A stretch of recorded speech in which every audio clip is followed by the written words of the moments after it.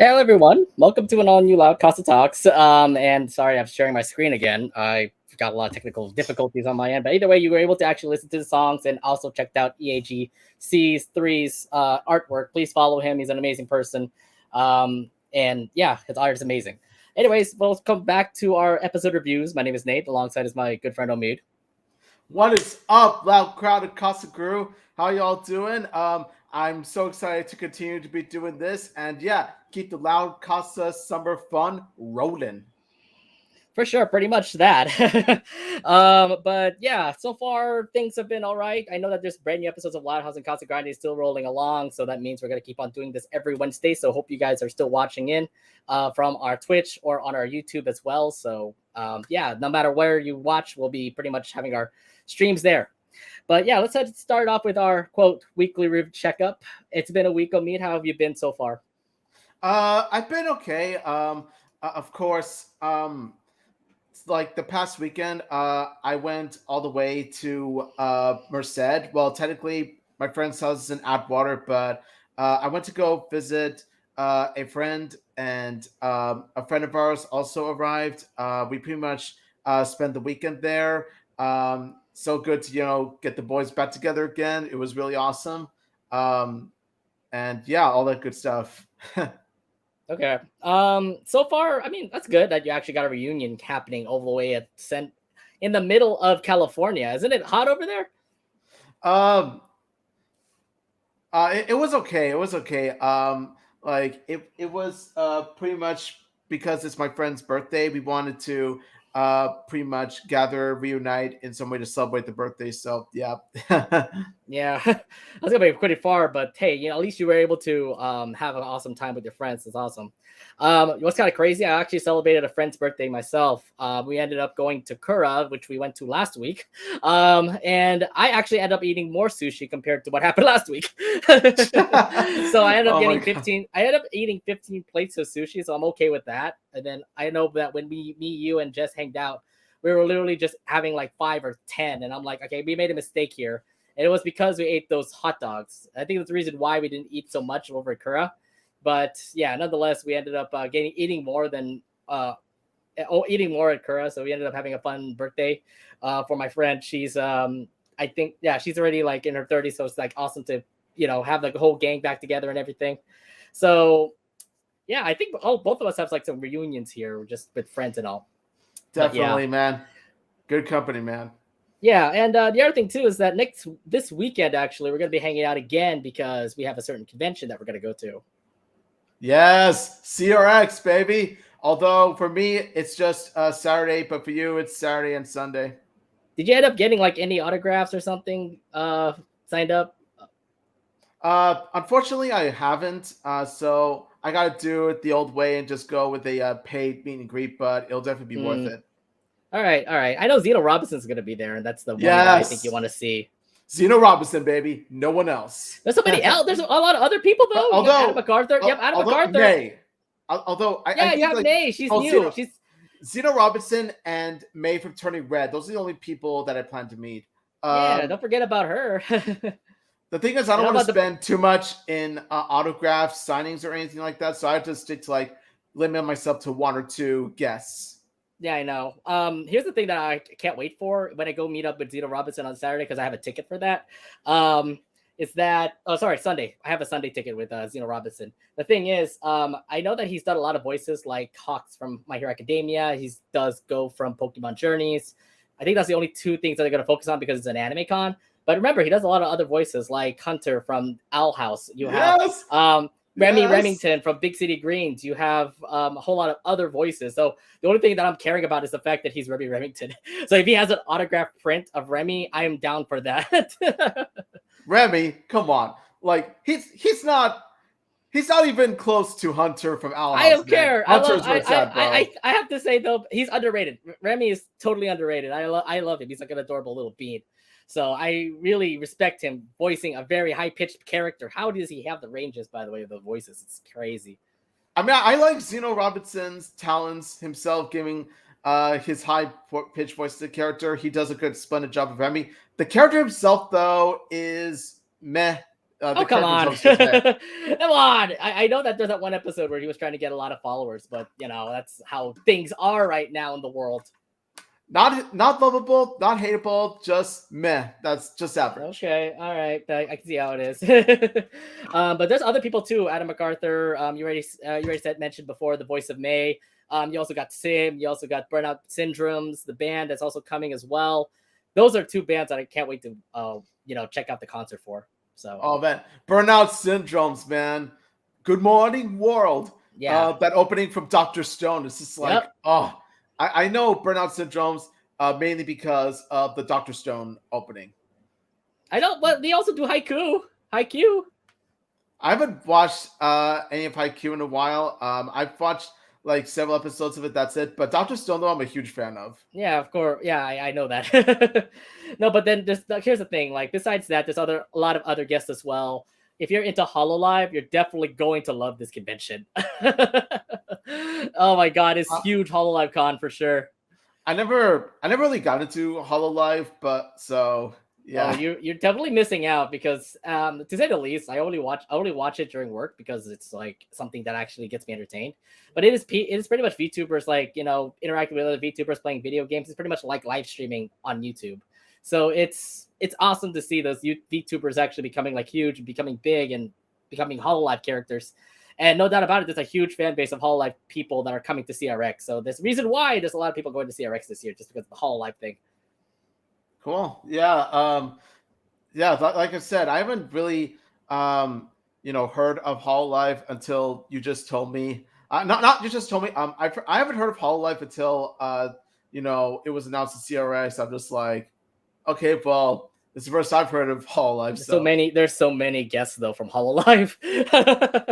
So it's kind of covering up the whole convention to say for CRX, but no matter what, we're still going to have we're still having a fun time at CRX. I'm going Saturday, Sunday. Omita's only going on Saturday, but hopefully we get ourselves an awesome time at CRX. definitely, man, definitely. All right. But without further ado, let's move on ahead into our Loud House episode reviews. Let's start off with the first episode that came out on the 18th of June called The Last Laugh. In this synopsis here, Luann thinks Mr. Coconut's out for revenge when she replaces him with Lola in the act. So, first off, it all begins with Lola pretty much like driving around. I don't know what. It looks like pageant scene's over. It looks like Lola's just driving around in her car, and then she accidentally hits Mr. Coconuts, and it looks like he's broken for the whole episode. When you saw that, how did you feel about Mr. Coconuts getting hurt and dying in this case? Oh man, let me tell you. I'm just gonna say this right now. Don't be surprised if he gets sued by a wooden dummy, Lola. I'm just saying, and also the fact that it's really not that surprising considering the fact that, well, I think like it's been hinted at that Lola has had a pretty bad history with wooden dummies and wooden puppets and toys and all that stuff. If you remember how she was spooked when Mr. Coconuts actually became real in Stage Plight, I'm just like, that tells you right there that Lola and Mr. Coconuts don't have that good of relationships. So this is sort of a continuation of a sort of a rivalry that doesn't really get that gets pretty overlooked by the fans. Like, we don't really notice that it's actually been a long time rivalry thing until you remember Stage Plight. Besides Stage Plight, there have been situations where Lola doesn't like wooden dolls, but at the same time, T-tail art. T-tail heart, yeah, that's right, because dolls was a thing too, and that was Lucy's doll that haunted Lola. But besides that, I mean, the thing is that Mr. Coconuts is out, and Luann doesn't have a puppet for a gig, and it kind of makes me feel like, is this what I've been talking about? Is this where I'm saying like, is Mr. Coconuts really? This is the time where actually Luann doesn't need Mr. Coconuts anymore. Remember, I've been always saying this, like Luann needs to get out of Mr. Coconuts, if anything. We've always been like, okay, here's the thing. Like, I'm one of those people that isn't really annoyed by Mr. Coconuts himself. Like, I do see the appeal of the character, and he can be quite funny at times, but I do agree that in order for Luann to grow, she kind of has to grow out of relying on Mr. Coconuts all the time. There have been so many times where Luann had the chance to lose Mr. Coconuts, aka what was it? Feast or Family, for example, that one episode where she was cooking and then Lynn Senior took out Mr. Coconuts. So there was that one time where I was thinking maybe, but Luann still loves Mr. Coconuts back then. And then here's the episode where like Mr. Coconuts is out, and then somebody else has to fulfill the gig of Mr. Coconuts. And you know what? It actually did work out in the end. If we continue on with a review, that is. Yeah, it actually did. So let's move on ahead here. It turns out. So here's the thing, though. Because of Mr. Coconuts getting hurt, Luann doesn't have a person to be the dummy to be a part of the stand-up stuff that she's gonna do for these next couple parties. The thing is, though, because Lola was the one who actually made the accident, Lola had to make an agreement with Luann. I mean, Luann had to make an agreement with Lola for her to actually become the dummy. And to say the least, it actually did hit it off. How did you feel about Lola being the dummy to Luann's act? Yeah, I'm gonna have to say this right now. Lola, you do kind of owe Luann big time. I mean, you did destroy her most prized possession. So, of course, um, Luann had to convince Lola that she kind of owes her, and also added on top of that is the fact that Luann did bring up to Lola that if she becomes her dummy, then she could be the star of the show, which later on she actually does become. So with that idea in mind, Lola of course is easily swayed, and lo and behold, the Luann and Lola show commences. I like these two as a duo to say just the fact that Luann. Well, the other thing too is like which other person can actually take over like Mr. Coconuts, for example. I don't see anybody else that can. Lana, no. Lucy, no. Luna, no. I just feel like maybe Lola could be that one person. I guess the fact that like the attention just continued to grab onto Lola is the reason why she wanted to become the comedy act for Luann. And to say the least, she actually did pull it off, even though she had to put like a lot of makeup to make sure to look like a dummy and stuff. But no matter what, the kids love it, and Luann ended up having a big gig with Lola. And to say the least, if Luann could do something like this, I think she could actually do really well when it comes to comedy. To say, Yeah, definitely. Because one thing that Lola and Mr. Coconuts do share in common is the fact that they both pretty much do insult comedy in a sense. With Lola as a character, of course, you see that bratty attitude in her. You do see that kind of like this, snark in her, where she tends to like make insults and all this stuff. We see that kind of character come out of Lola. Same thing with Mr. Coconuts. Mr. Coconuts is known for being, the snarky one that does the insult comedy out of the two, which are Mr. Coconuts and Luann. Like Mr. Coconuts has been best described as Luann's more abrasive, snarky side. I think, yeah. I mean, that's a good way to explain it too. But I gotta say this though, if there was more shows of Luann and Lola, I would be down to actually see it. I would too. Like, honestly, I kind of dig this. I'm sorry, I kind of dig this duo more than Luann and Mr. Coconuts, because look at this: Luann and Lola, they're pretty And much loud sisters, and that's the thing. We've been begging since day one, since season one. We've been begging for more interactions within the Loud Sisters, which we have gotten ever since season 3. I like the fact that these two definitely do have some chemistry here. And the other thing too is that we never see Luann and Lola actually have like this interaction at all. So to see this just makes my heart like kind of happy. Just the fact that these two actually are really good together, interacting and all. Yeah, Um, definitely, I agree. I mean, no doubt about it. I mean, I feel like the attention for Lola definitely was to her, but at the same time, it definitely makes sense considering that she actually does have a good comedy act as well. So if these two work together, they definitely do have an amazing show. Yeah, definitely. Yeah. Like I can see why they were a hit, because as they work together as a comedy duo and also as genuine loud sisters as well. Like they work in so many ways. Oh yeah. I wish we could get more of these chemistry like loud sisters, if anything, guys. It's Yeah, just cute definitely. together, man. Like honestly, after seeing this, I'm just like, okay, Luan really has to, ditch Mr. Coconuts now. See, Like, what am I telling you? What have I told you? Yes, please do that. like as of now, not just for Luan's sake, but also for the sake of this duo. So yeah, let's move on ahead here. And the thing is that you get to see Lola and Luann continue to become a comedy duo together. But remember, Mr. Coconuts is still in the back as well. He ended up actually getting fixed, but Luann continues to ditch the calls and all. How'd you feel about Luann just starting to ditch calls out of all of a sudden? I love the fact that like even Luann herself knows that Lola is the better way to go. Like you could just tell that while she does love Mr. Coconut, she has a history with him. She does have in the back of her mind that Luan and Lola have got it going on. Like pretty much they got a comedy duo thing going on with them. So it's going to be hard to pretty much go back to the wooden puppet after seeing how Lola has done with her snarkiness, her insult comedy. It's kind of hard for her, like in this position, to choose between which comedy partner she wants to go with.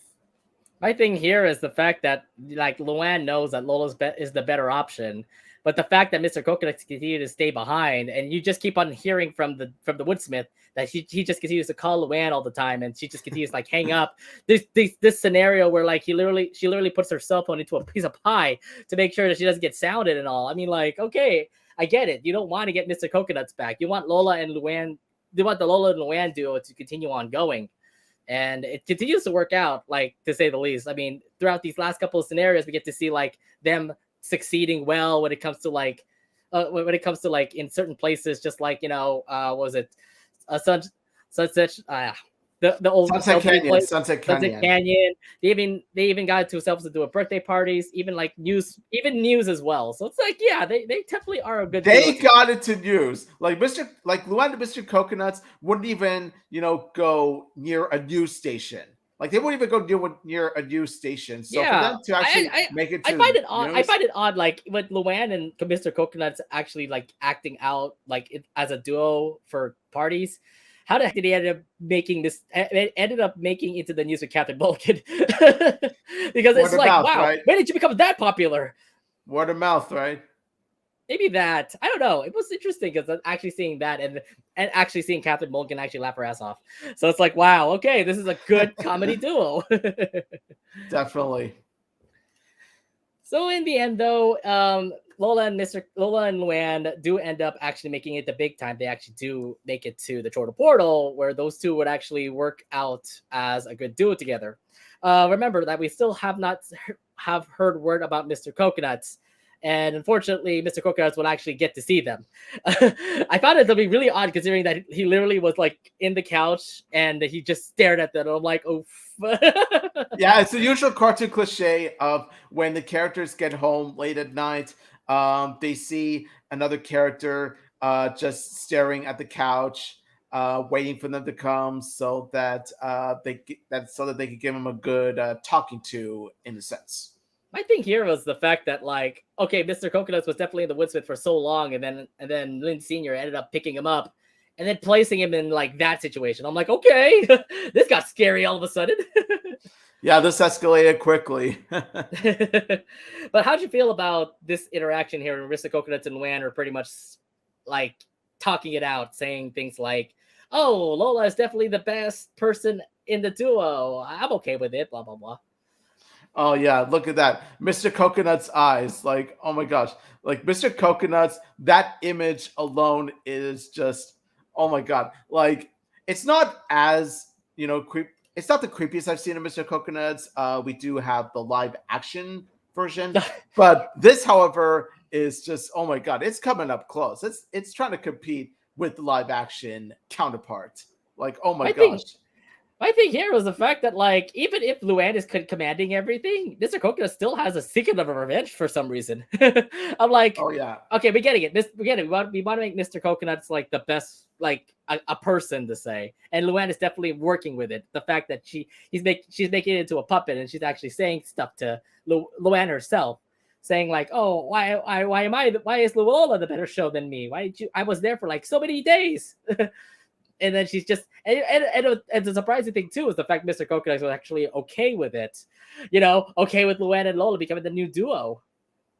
Yeah, that's what I mean. Like, I think this episode plays brilliantly into the psychosis of Luan when it comes to Mr. Coconuts, because as I said before, Mr. Coconuts represents a side of Luan. Like, Mr. Coconuts represents a side of Luan that she tries so hard not to express. So this really does show here, like Mr. Coconuts represents Luann's conflicted mind in this episode, where it's like Luann. It shows Luann herself be conflicted as to which comedy partner to go with, and like you do see that deep down Luann feels that it's not the same without Mr. Coconuts. Her and Mm. Mr. Coconut's always been a thing, and so we do see that in terms of the mannerisms and the dialogue that comes out of Mr. Coconut's mouth. Like those are kind of like Luann's inner thoughts in a sense. I think so. I mean, it's kind of weird because like she's conflicted with herself. The fact that like, do I want to go with Mr. Coconuts or do I go with Lola? And then she just expresses it with Mr. Coconuts, which I thought was kind of brilliant. Yes. Oh my god. Like I just love this. I just love how this episode utilizes Mr. Coconuts as well as Mr. Coconuts being Luann's puppet, and pretty much finds a way to pretty much make the topic like legit work, make it like a brilliant twist in that. Uh huh. All right. So the thing is that Mr. Coconuts was okay with Lola and Luann becoming a duo, but as you continue to see what's going on recently with Lola and Luann, things are gonna go bad for Lola. A messy dress, messed up wheels, and at the same time, pies that are also ruined as well. Is this Mr. Coconut's doing? What's happening here? Yeah, I would bet on anything that, of course, a wooden puppet can't really, mess up all of the props and stuff by himself because, well, he's a Well, puppet. So, of course, you have to have a certain someone controlling this certain puppet in although order to to be do this. fair, I mean, back in Stage Flight, they were moving by themselves. Yeah, but that's only the gist of it. That's only pretty much a small glimpse of Mr. Coconuts by himself. And ever since Stage Plight, we knew that it was going to lead to something. And and this episode had the potential to pretty much lead, that plot point through, like pretty much drag that certain scene along with it. Mhm. I just find it to be quite odd the fact that I mean, like in the back of my mind, I'm kind of believing Mr. Coconuts definitely was the one behind it all. And the fact that I mean, it makes sense considering that he's being replaced by Lola. So that's why Lola ends up getting a lot of messed up stuff, like a dress, like pies, for example, and even her wheels. So to say the least, Mr. Coconuts definitely has some sort of revenge thing going on here. But Oh yeah. I mean, in the back of my mind, I'm kind of thinking like Mr. Coconuts definitely is the one person behind it, but who's the one controlling Mr. Like Coconuts? I knew Stage Plight was onto something. I knew Stage Plight would foreshadow a certain episode to come, not a season later, not 2 seasons later, but rather 3 seasons later. Who'd have thought? Exactly. So, nonetheless, I mean, it was just kind of crazy. Like when you're like watching behind the scene, when you're watching like literally behind the scene, the screen, and you're just thinking like, really, Mr. Coconuts is the one who's doing it? Because I mean, like in the back of my mind, I'm kind of thinking like Mr. Coconuts definitely is the one doing it, but I'm like, wait, who controls Mr. Coconuts? That's Luann, and we'll get to that like soon. We'll But get to yeah, that soon. Mr. Yeah. Yeah, but yeah, I mean, it's a coke, but I mean, it's kind of obvious. Mr. Coconut was the one who's actually like sabotaging Lola from being a part of the screen. But it wasn't until Lisa actually showed some camera footage and the fact that Luann actually is the one sabotaging Lola by via sleepwalking. By the way, I think we heard about this before. Remember season one? Yes. Through the consequences. I know. Yeah. It turns out that sleepwalking can really do, numbers on a certain someone. Yeah. So how did you like this part here where Lisa pretty much came up and said, Luann, this is your fault because you're the one who's controlling Mr. Coconut and the reason why you're sabotaging Lola.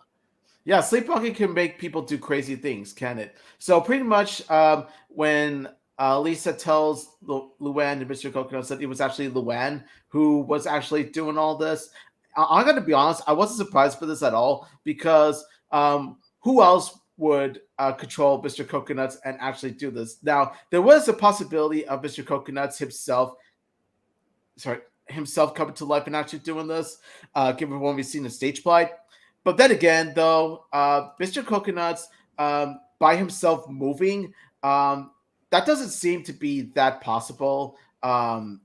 honestly. So of course you got to have Luann doing the sleepwalking, pretty much doing all the sabotage because, like I said before, and I told you this, deep down she misses Mr. Coconuts, and she uses Mr. Coconuts in a way to express that.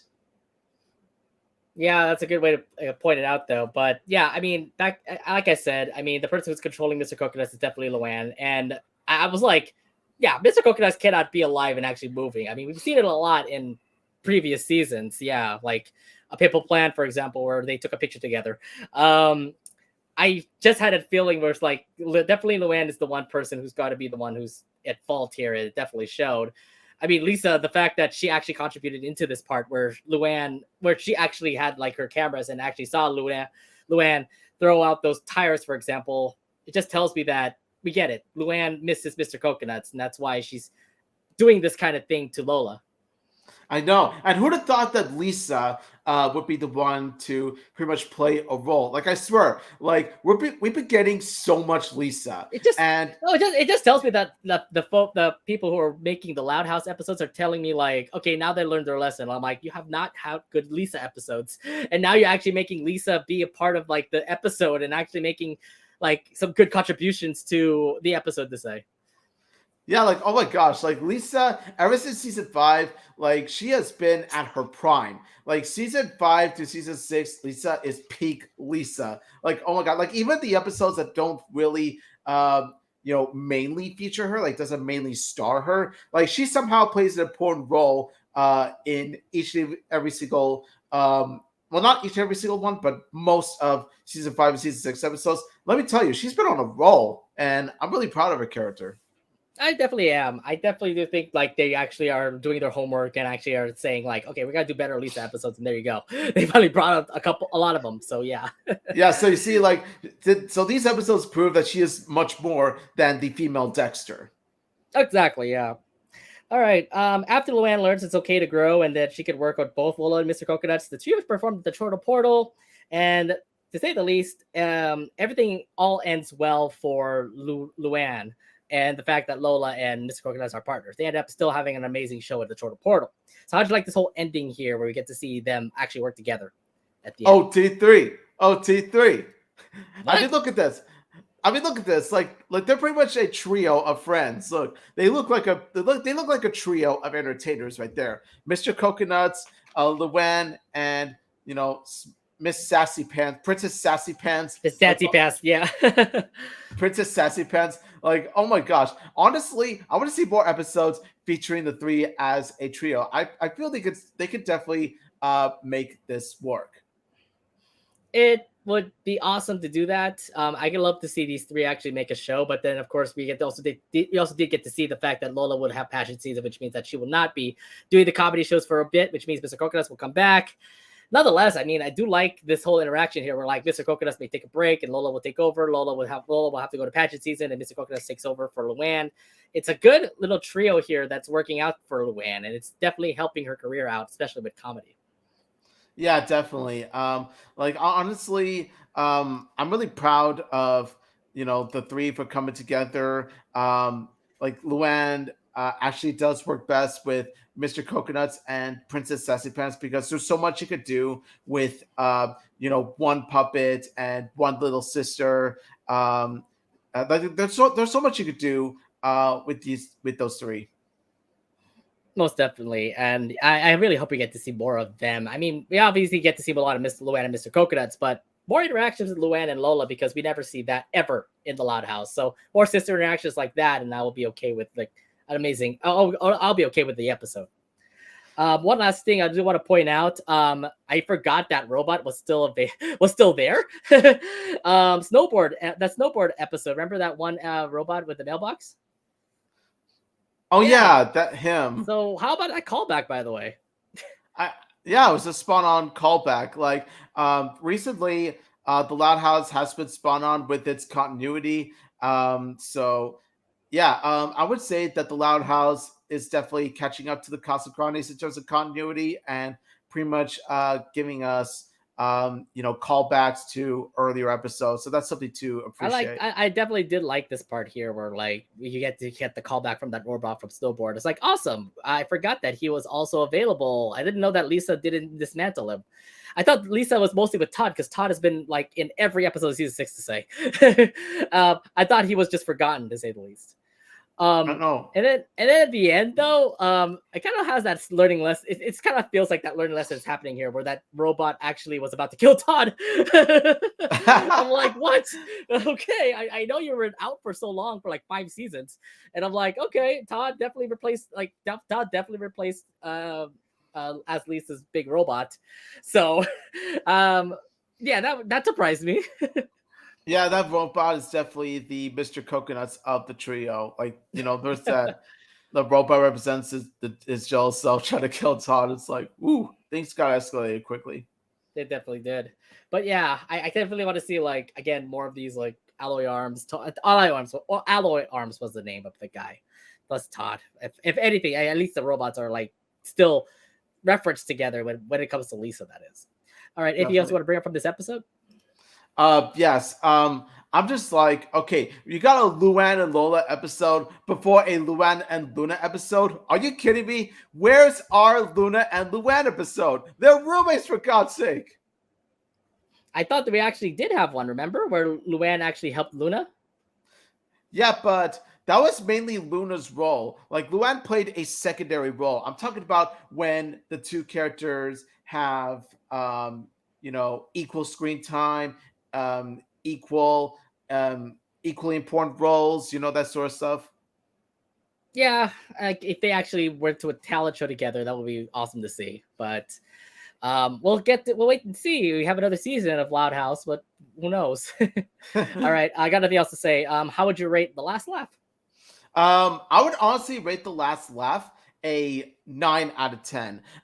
It really does play the psychosis of Luann Loud brilliantly by having Mr. Coconuts be in the as full flesh as he ever was before, and just by the simple fact that the Luann and Lola chemistry really does work, beautifully, better than we thought.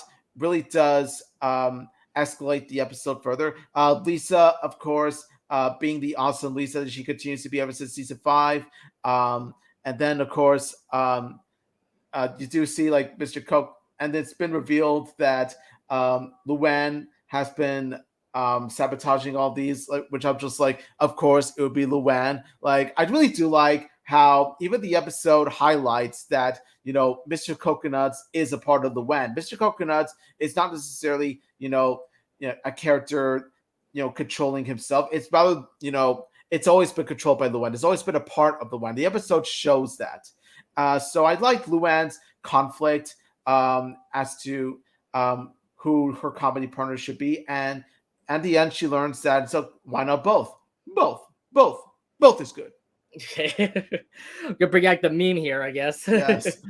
I got no complaints about this episode. I think it definitely helps with Luann's character. The fact that there's a conflict when it comes to Luann. Definitely, Mr. Coconuts was her definitely side by side character for sure. But then when you have a new act like Lola, who's actually very successful, you know that you want to go for the very successful person compared to Mr. Coconuts. And definitely the conflict was there. You get to see like her sabotaging Lola for reals. And it just tells you that I would prefer Mr. Coconuts. But at the end, the resolution came by where they actually all worked together and actually made a perfect show. So definitely an amazing, awesome episode for Luann because it is reflecting on her. And if we could get more Luann and Lola episodes, I would definitely love that.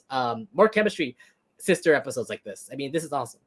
I'm with Omid here. I'm gonna give this a 9 out of 10. Really awesome, really funny, really good lesson to learn from this episode with Luann. So yeah, no doubt about it. One awesome episode. Definitely. Let's head over to our next episode that also came out on June 18th, called Driver's Dread. Synopsis here says, hoping to drive out to the outlets with meet Lori, Lady looks for alternate ways to get her driver's license. So when you actually heard about that synopsis, it kind of tells you like, oh, Lenny's driving again. This kind of feels like driving is hazy because we never seen Lenny drive at all. Yeah, like throughout first season, we never see her drive, and then the last couple of seasons. We never see her drive until season 6. So it's like 5 seasons later, you're going to drive again. How do you like the fact that we're getting to see her drive again? Yeah, I the moment I saw this, I thought to myself, okay, this is definitely the sequel to Driving Miss Hazy. You pretty much could call it Driving Miss Hazy 2.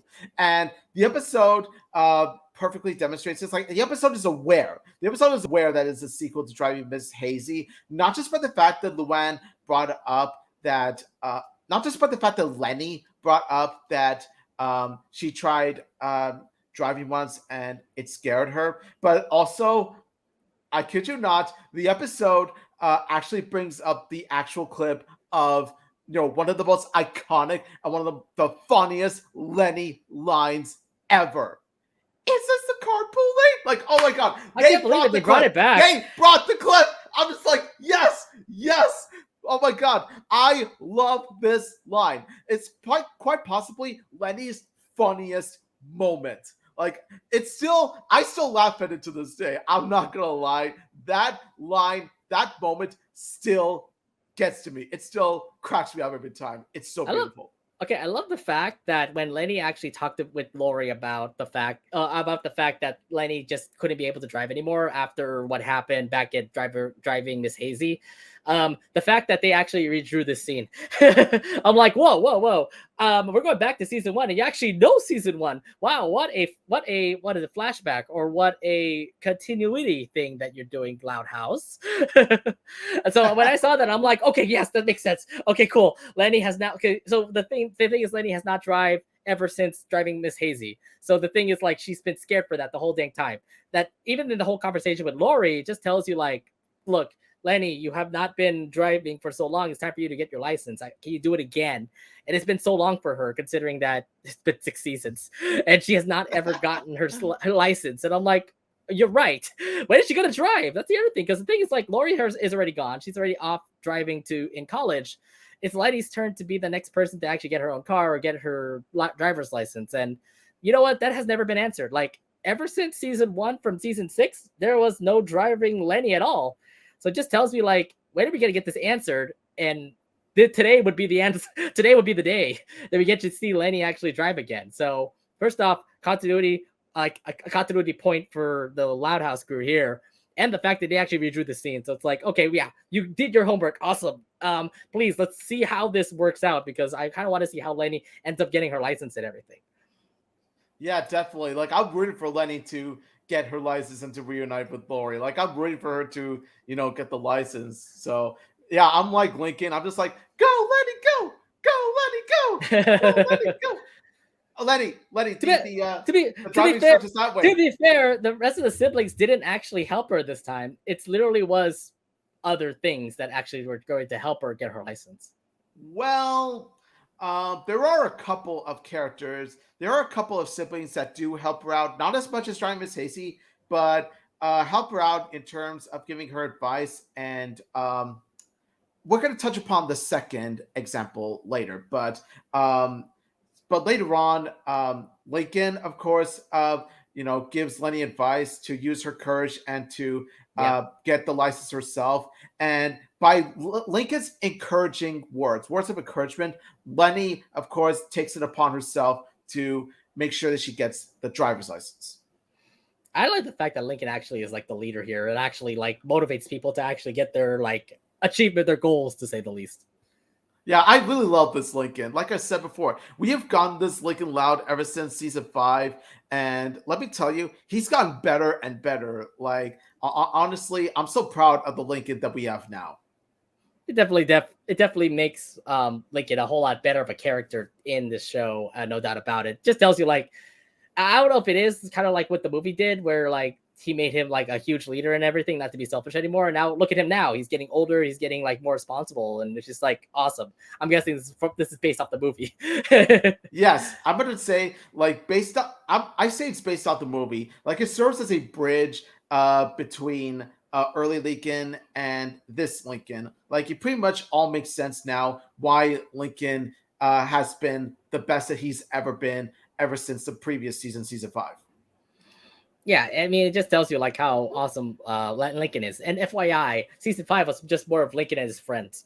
Literally, like a lot of that. There was just a lot of that. One thing I also do want to point out. Oh yeah, Laurie's back. Hey, Laurie's back. Yes. Oh, I gotta Been point a that out. I'm while. sorry, I gotta point it out. Laurie's back, and I'm pretty happy that they're not okay. So we don't never actually see Laurie and Lenny actually talk to each other, but it just tells you like even if Laurie's away from college, it just tells you that Laurie and Lenny are still interacting together via computer. It's not the same like physically, well, but at the same time, they're still talking to each other no matter what. So hey, they still have their sibling bond. They still have their sister bond together here. Definitely, like I really do love seeing Lori and Lenny interact together again, like they're BFFs. It's like, man, it's been a while since we've seen that, hasn't it? It's been a long while since I we've know. actually seen this kind of connection, this kind of I miss relationship. the interaction with Lori and Lenny because they look like they're the best duo, especially when there's like sisters and everything. The last time we've seen this kind of thing was in Don't You Forget About Me. So it Yeah, that was was really it. So refreshing. it was like 2 seasons, like literally 2 seasons. Season 5, I didn't see Lori and Lenny interact. Season 6, now you finally get to see Lori and Lenny interact. So it was refreshing to see that this kind of bond rise back up again. Exactly. So I'm just happy. I mean, just the fact Lori's back for one thing, but at the same time, we get to see the sister chemistry that we've always loved before, and just awesome to see this happen again. Yes. Now here's the thing though. After Lincoln pretty much gave the advice for Lenny to get her driver's license, she would try her best to get her driver's license by going to instructors to actually help her out. Mr. Bullhoffner for one, was Mr. Grouse for another one, and then even Todd to even help her out. To say the least, they're all bad. Um, Lenny cannot really get her license with these guys. How? Explain your thoughts on how these guys tried to train Lenny when they're getting her license. First off, it's really no surprise that Mr. Ballhofer would turn out to be as bad as he did. Like, oh my god, like, and especially it doesn't help that he still got that onion breath. He still has that temper. Like, and he probably still smells a body odor. So, let me tell you, Mr. Ballhofer is definitely not the way to go. Like, he wasn't really the way to go to begin with. So you kind of, dodged a bullet when you kind of dropped him. So it comes Mr. Yeah. Grouse. It comes Mr. Grouse, who isn't really, much better. Like he ends up falling asleep. Of course, since he's an old man stuff. So of course, that's not good either because Lenny should have gotten someone young. So due to Mr. Grouse snoring, Lenny, Lenny, of course, she's lucky. She's lucky to have not gotten killed for one thing because of reckless driving. So that's one thing. So of course they bring on board the third, instructor, Todd, and of course, third time's the charm, right? So you got to bring Todd aboard.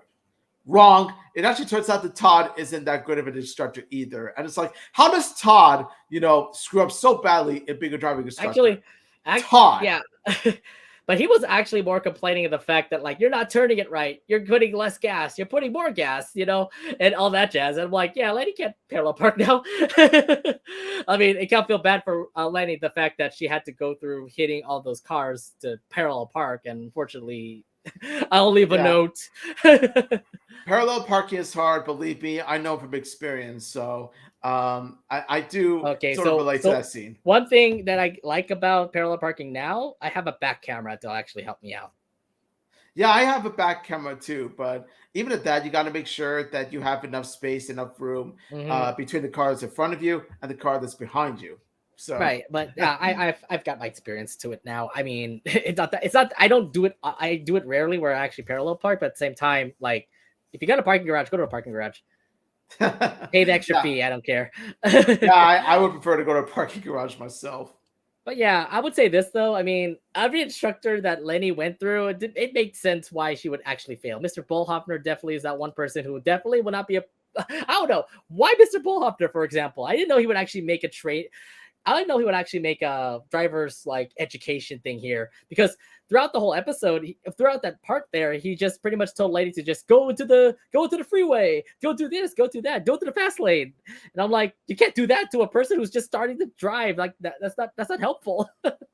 Exactly. You're not a military sergeant. You're a driving instructor. Come on. Right, exactly. And it just was so funny just to see like Lenny tried to fight through whatever Mr. Bullhopper is trying to say, and in the end, they end up crashing. So yeah, sorry about that to Mr. Bullhopper and Lenny. And the other thing too is that I thought when I looked at Mr. Grouse, I thought that he would actually be a good instructor. The fact that like he has cars, he drove cars, he actually gave a car to Lori, so it just tells me like maybe he actually might be a good instructor as well. But at the same time, he's an old man, which makes sense why he fell asleep and was about to. And Lady was literally by herself, and she was just like, "What do I do?" And then she just skids around Bourbon Burger. I'm so Oh my god. oh god, it was just funny. I didn't know what what was going on with Lenny in this case, but I understand like Lenny needs to find an instructor, and Mr. Grass is definitely not like one guy either. And then of Yeah. course, and then you're right, Omid, about Todd, for example. Todd definitely wasn't a good person either, considering that I think the instructions that he was giving to Lenny were very, very detailed. So like when Lenny says turn your wheel 45 degrees, that's 50 degrees, that's 60 degrees, etc., that it didn't work out at the end, and of course Lenny ends up parallel parking badly by crashing other cars. So it's like, oh well. Nonetheless, these instructors are terrible for Lenny, and she's nowhere close of getting that license. Hey, at least we don't have another fire hydrant non-tree incident. Am I right? Oh my god. Well, we're Lynn Senior about to like cry. I know. Oh my god. That episode is a classic. That episode is a classic. I'm just glad they actually referenced it back too. I mean, that's the last time we get to see Lenny drive. So Also, Lenny, where's your soy pumpkin cookie crumble cream? Huh? yeah, see, that's not it. We're not doing that anymore. I think she's done with the fashion. Come on. Where's your driving outfit? I think no. Where's your special driving outfit? That tells me that it's better for Lenny to get off that, like fashion clothes and like the coffee that she ended up getting to at least get her to get that license. So it's like, yeah, enough of that. Get back into your regular clothes and drive. Everyone needs coffee though, so That's true.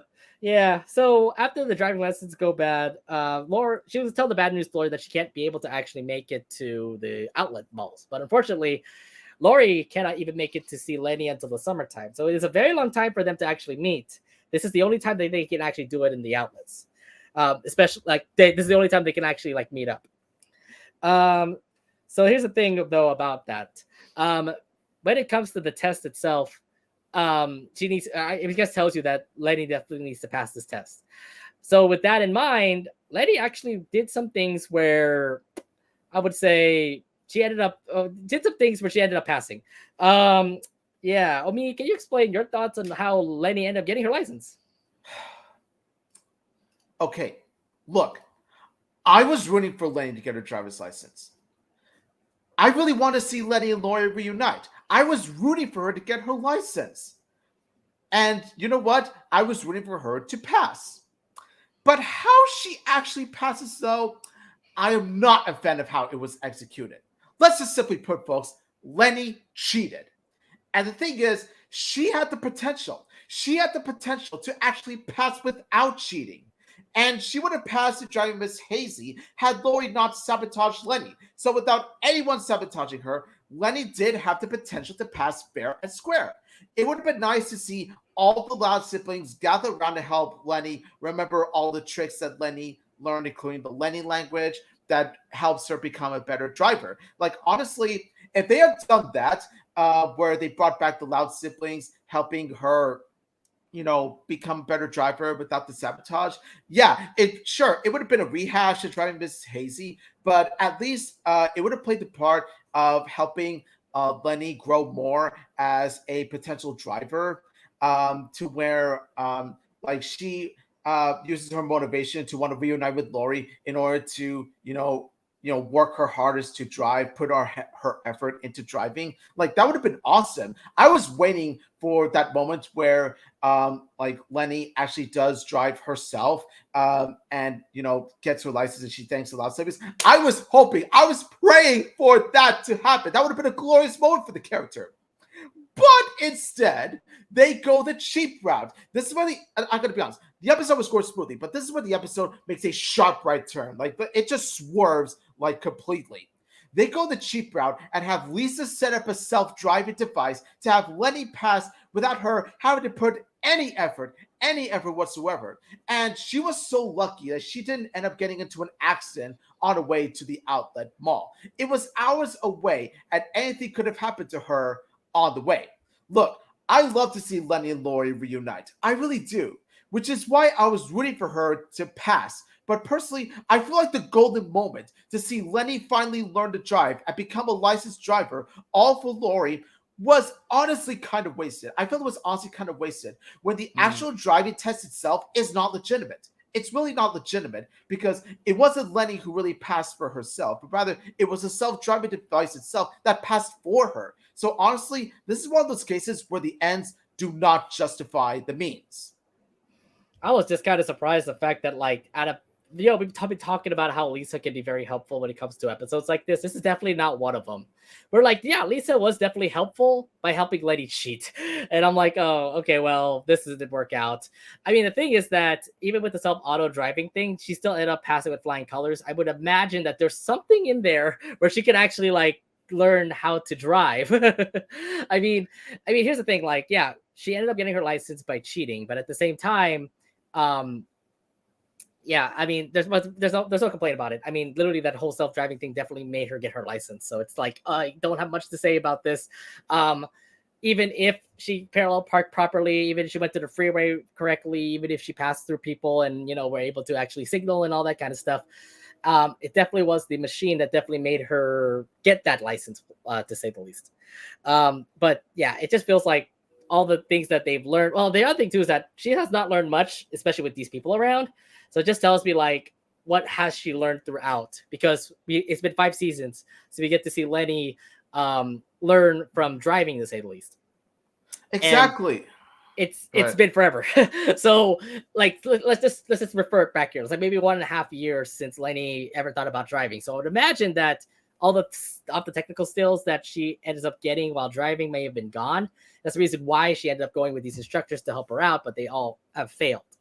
It makes sense. So I'm like, in the back of my mind, I'm kind of thinking like, yeah, I understand, Lenny, you want to actually have this thing to help you get your license, but at the same time, this is not the best way to do it, considering that this is not a good way of making you learn.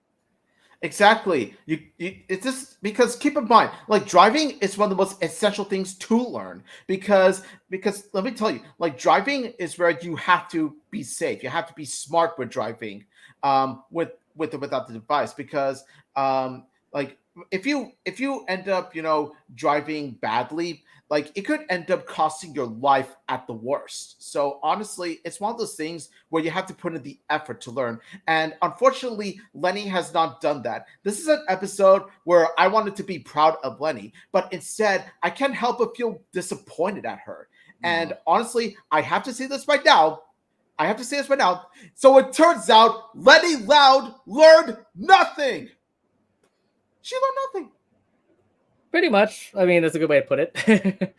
But here's the thing, though. At the end, here's the thing, though. When she ended up getting her license, looks like everything was all pretty chill. Lenny definitely was like not driving at all. She's literally was like painting her nails when she was driving to Lori, for example. But then the whole machine turned out to go awry, and well, Lenny, it's time for you to learn now. Explain your thoughts on when Lenny actually had to take control of the wheel, and then she had to learn how to drive. Yeah, I gotta say though, Lenny got off real lucky. I love Lenny, but let me tell you, she's lucky that she didn't crash and end up in the hospital because now that she didn't get her license legitimately, this is pretty much a do or die, and I do mean literally die situation for Lenny.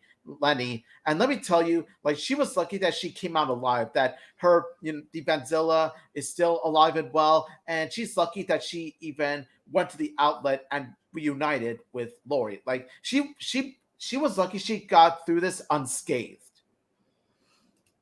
I mean, here's the thing that kind of gets me though is the fact that I was gonna say that I think it was in this moment where Lenny actually learned how to drive, and I'm just like, okay. But here's the thing that kind of like that I was kind of proud of for Lenny, the fact that Lisa pretty much said, "I can't do anything for you, Lenny. It's time for you to actually like tear off the self-driving machine and for you to drive." And then it just tells me like out of all the things that came back for her, now she actually knows how to drive. So it's like, oh, okay. So after what happened and driving Miss Hazy is the reason where Lenny ends up actually like, was able to actually drive herself now. Yeah, So I'm sorry, but this is way too convenient. This is way too convenient for Lenny to all of a sudden know how to drive. Like she could have known how to drive in the actual driving test. If anything, there's continuity with driving Miss Hazy because remember she would know how to drive if Lori didn't sabotage the thing, her license, her test. So maybe after that, that's when she started to, learn from what her skills did, and then she was able to actually drive. Nonetheless, I mean, I just felt proud for Lenny that out of that situation, the machine didn't help you out. And it's time for you to finally learn how to drive, and then it actually worked out.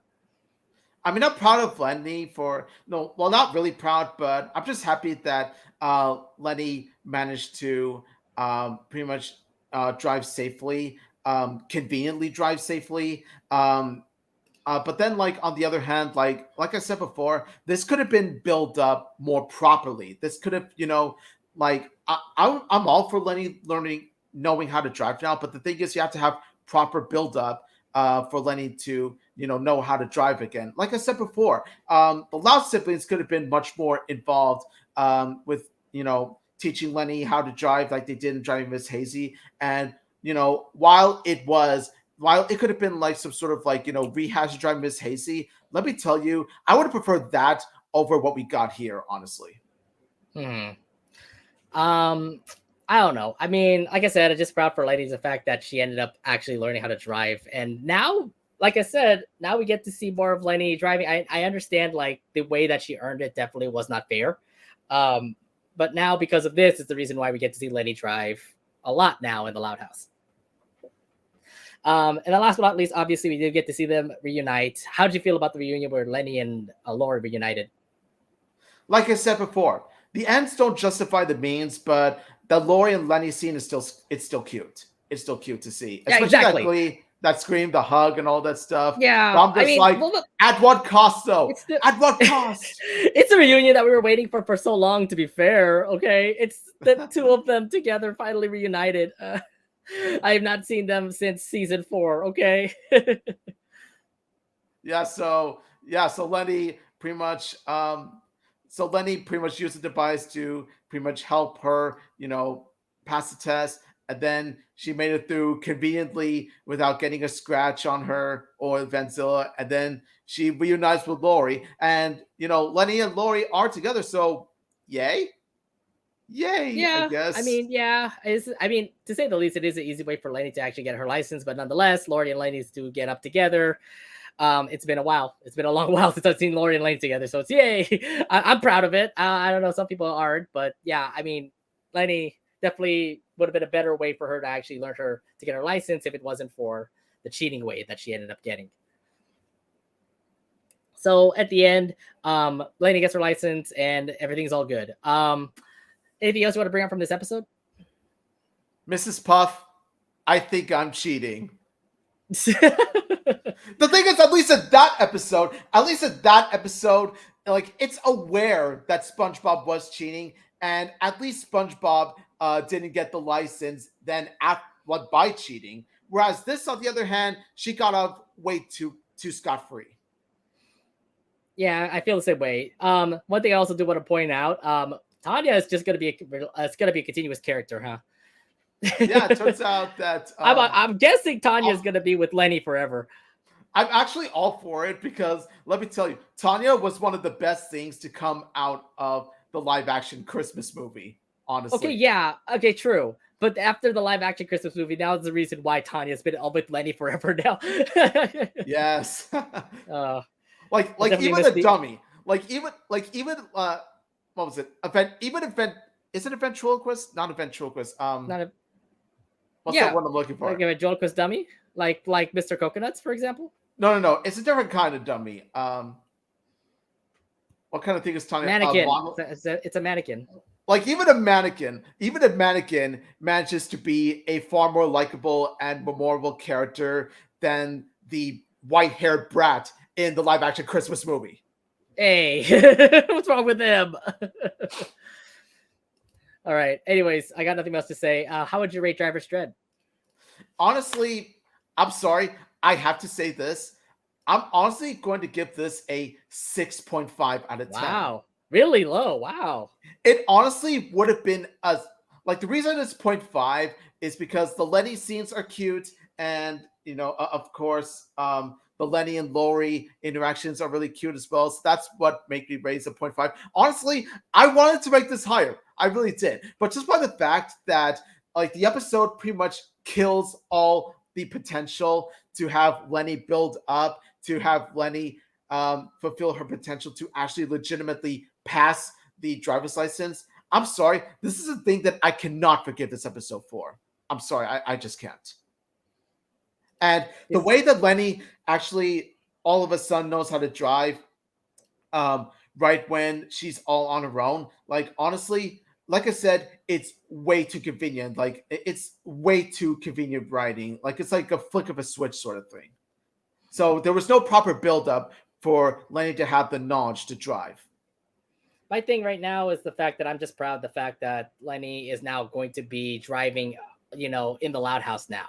There's no more Lynn Sr., no more Rita driving the kids around. Now you get to see Lenny actually drive, and I'm proud of that. The fact that you don't need to get Lynn Sr. or Rita anymore. Now Lenny, the older sibling now in the Loud House, is definitely going to drive everybody around. It's not going to be the same thing where like Lori drives people around and they have to do her deeds or something for her to get for her to drive, to say the least. Yeah, I forgot driving Miss Hazy also did give a bad side to Lori as well. But to say the least, though, I mean, yeah, I kind of do hate the fact that Lenny did cheat in her license. But at the end, she did end up like learning about how to drive at the end. Yes, I know it's very inconvenient, but at the same time, I feel proud for her. The fact that we finally got over this hump. It's been 6 freaking seasons where we never get the answer of Lenny driving, and now we end up getting it. And yes, it is a cheap way to doing it, but at least we got over the hump, and then we can actually get to see Lenny drive now in the Loud House. So expect more Lenny driving in season 6 and season 7 now. But like I said, I'm okay with this episode. I actually like it, enjoyed it. It is tough for people to actually learn how to drive, and I understand in Lenny's case, it is definitely hard for her knowing how she is. But in the end, she ended up driving, and I'm okay with that. So I'm gonna give this an 8 out of 10. I know, I mean, really critically harshed it for this episode, but I say proud for Lenny, 8 out of 10 for me. And there's no bias for Lenny. Yeah, honestly, like it's one of those episodes where like it's not terrible from beginning to end, but it's just it did well in the first 2 thirds of the episode, but then the last third is where, like I said, the episode takes a huge swerve and ends up spinning itself up to a point where it kind of crashed in a sense. I guess it's a good way to put it, especially when talking about driving puns now. All right. Last but not least, let's talk about the new episode that also came out on July 1st. It is a special episode, 30 minutes long, and it is called Save Royal Woods. In the synopsis here, when Royal Woods is in danger of being flooded to make room for a 6th grade lake, the town comes together to prove that they're worth saving. So here's the thing, though. The episode begins while everybody, like the literal whole town, went to the school for a conference meeting, and here we get to see Joyce Crandall, the state undersecretary. I didn't know there's an undersecretary thing of water leisure. And according to her plan, well, it's not going to look good considering that they're going to make a new lake for Michigan, and it would actually cover Royal Woods. So, not looking good so far. When you heard about that plan, how do you feel about Joyce? It looks like she's definitely one evil person. Yeah, let me tell you, the best way that I can describe Joyce is she's pretty much a female Shek. If you remember Shek is the main villain of Hey Arnold the movie, who wanted to change, the neighborhood to make some sort of like, fancy mall or whatever. Yeah, this is basically like the episode already gives a sense that this is pretty much, this episode is pretty much the Hey Arnold the movie of the Loud House, but with musical numbers. So right off the bat, Save Royal Woods gave me the impression that it's going to lead to a, it's a typical generic, cartoon premise of, the protagonist that wants to save a certain neighborhood or town from like some sort of like evil, greedy, rich person who wants to destroy said neighborhood or town to make way for something fancy or whatever. Yeah, this is pretty much giving me those vibes. I love the fact that you actually referred back to Hey Arnold. Holy crap, I forgot about that movie. Not the Jungle movie, but the first movie that came out. Yeah, it's yeah, the one I'm referring to is sort of like the inferior one. It's the dud one, before we got the actual real movie. Don't tell me that means that this episode's a dud. Not a dud. No, no, no, no, no, no, no, no, no, no. Not a dud, not a dud. Now, Safeway Woods, I love certain aspects of it. Like, I love the musical aspect of it, and I do like the chemistry between the Royal Woods themselves. Like, Safeway Woods has a lot of things I love. However, it's one of those episodes that I really do like. I really do like, but I have to be honest, I think it's kind of overrated.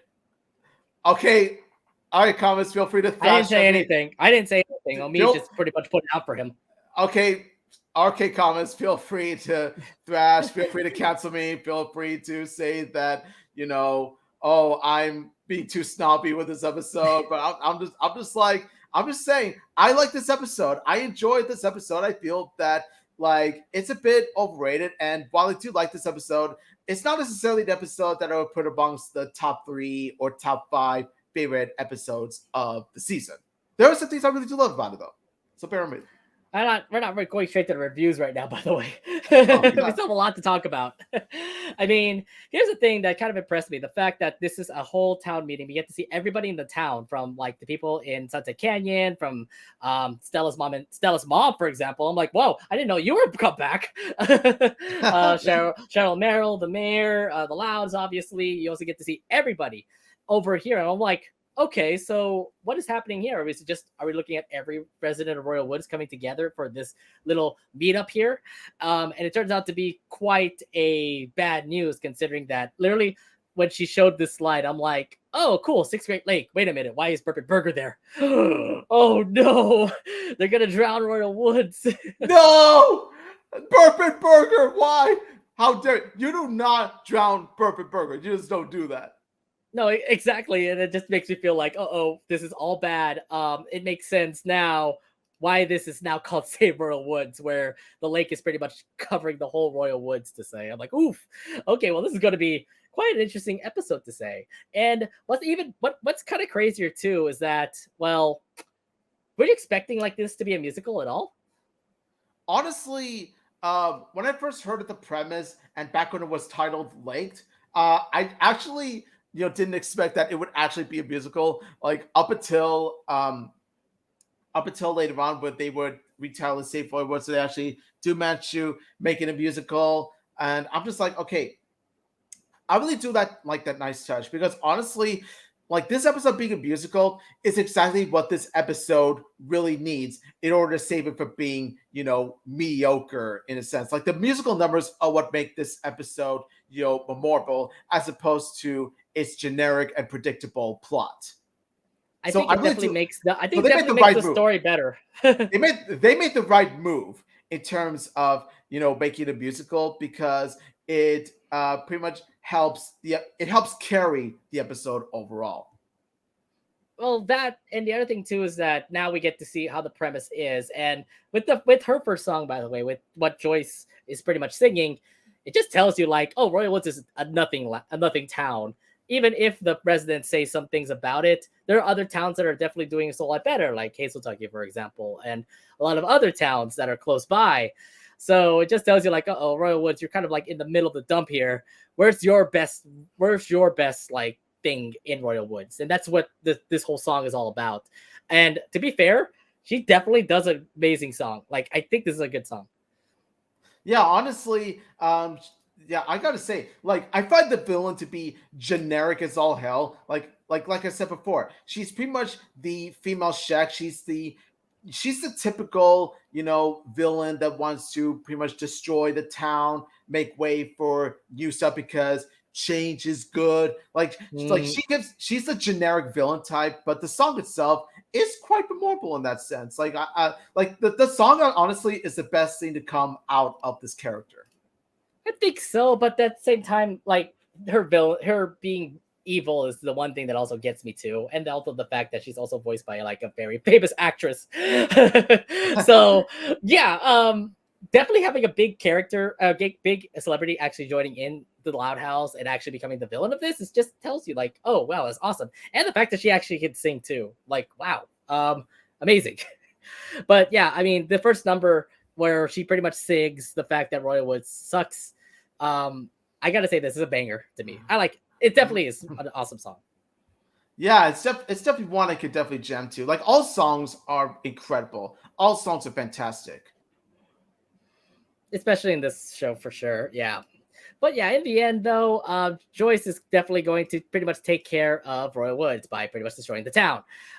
So that's not looking good for the Loud House, for the Royal Woods residents. All of them are pretty much like all complaining. They're kind of like, what are we going to do now? And then out of the bloom, you get to see Lincoln, out of all people, pop up and say, hey, we could do something to help save the town. How do you like this whole courageous Lincoln that we're seeing here? Yes, Lincoln continues to be, I gotta be honest. Like honestly, like I said before, Loud House, give us more of this Lincoln, please. Like, oh my gosh, he has been shining bright like since season 5. Lincoln has been at his absolute prime ever since last season. He continues to, be courageous. He continues to be brave. He continues to, he continues to express, encouragement towards others. Like he continues to be overall be, such a good boy. Like he continues to be such an awesome, orange polo shirt boy that we have seen recently. And this episode is no exception. I'm surprised that the fact that out of all the people that are going to be helping around like Royal Woods, it's Lincoln who pops up and actually helps out the town. I'm like, this tells you how great Lincoln could be. Like, I'm guessing the leadership that he got from being a duke over in Scotland has pretty much made him become like a leader of the town, to say. Not the mayor, by the way. The mayor is amazing, but you got to make sure Lincoln is also like an awesome person as well. So out of the bloom, you get to see Lincoln just be like a studious boy, standing up of everybody and say, "Hey, I'm going to try to help, like, make sure the town is not being swapped away." So it's just like, wow, very courageous Lincoln that I'm seeing here. It just tells you that the leadership styles of Lincoln is showing off here, and it's just awesome to see the lead character of the Loud House after all. Yes, definitely. Honestly, Lincoln deserved to be assigned honorary junior mayor by Mayor Davis. Like just by the fact that, like, and at his young age too. At his young age, he takes on the role of a leadership role at such a young age is very impressive. So as junior mayor for Royal Woods, him and Mayor Davis are going to try to see something that can make Royal Woods stand out. And throughout the tryouts, to say the least, all of them kind of failed. I mean, you got Cheryl Lamero's boot scooting, you get Lynn's like really tough team of like hockey players. I don't even know what the roller cage derby. It was roller cage derby. You get to see Lucy and the Morticians Club try to float people, but in the end, we get to see Flip be the hero of this scenario here. What? Omid? Yeah, I know, right? Flip actually has a good idea out of all of this. Yeah, it turns out that Flip of all people actually has a brilliant idea. Who'd have thought? Who'd have thought that Flip, like the Flip, the cheap, gross lard that we all love to hate, actually turns out to have the best idea out of all the entire Royal Woods. It's pitch me, I must be dreaming. Good on you. Good on you. Yeah. Credit where credit is due. Yeah. Flip ended up actually getting a good idea by making the biggest flippy. I mean, makes sense. Flippies are definitely the one thing that has been going around Royal Woods. Everybody drinks them. It's like the staple to say. If they actually do make a big flippy, it makes sense for Joyce to actually say, "Hey, Royal Woods actually does have something cool. All right, I'll not tear down the town." Yeah, honestly, and just look at this. Like, what I love about this also is the scene after in which all of Royal Woods gathers together to actually, go through with this idea. They actually I'm not gonna lie. The song is pretty cool, but not the best song to me. I kind of got confused when I was watching that. It was still really catchy. Flip, flippy. Yeah, flip. Like, no. I'm sorry. I'm sorry, Doug Rockwell. Really, I'm sorry, Michelle. But that was not the best song ever for me. It's still really catchy though. You gotta admit, it's really catchy. Yes, yes, yes. But I'm like, they okay, whatever, whatever. Nonetheless, they had a montage of them how to actually make a flippy and everything. Let's look back to the other ideas though. I mean, Lynn's little cage thing. I mean, it makes sense why they will not reject it. Just the fact that we don't do extreme sports at all. Um, yeah. And FYI, what happened to these girls?